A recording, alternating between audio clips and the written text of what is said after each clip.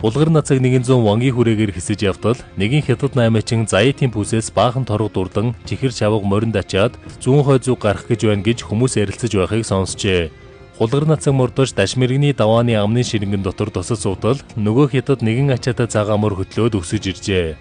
Нацаг хамах хувцас тайчин чармаа нүцэглээд хажуугаар нөнгөр мөгцөн хойноос нь очоод нэг мөрөгцөг тойрхон өмнөхөн ачаатай морных нь хазаарыг молтлон авч өөрийнхөө толгойд угэлжээ. Номхон цагаан морь зогсоод үлдэж нацаг морных нь оронд хөтлөгдөөд нилээд явсанд хятад ажигч үгүй яваад л байж нацаг хаяа жаахан чангаасанд хятад ер эргэж харахгүй урагшаа зүтгэж чуува гэд өглөвгэн. Тэгэхээр бүр явахгүй зогсонд хятад баахан урагшаа зүтгэж чангааж байснаа уур нь хүрсэн бололтой. Яасан зөлгөө гэж хашгиран эргэж хармагцаа жигтэй мухаа барихран зүгтааж эргэж харанхуйн алга болсон юм гэдэг.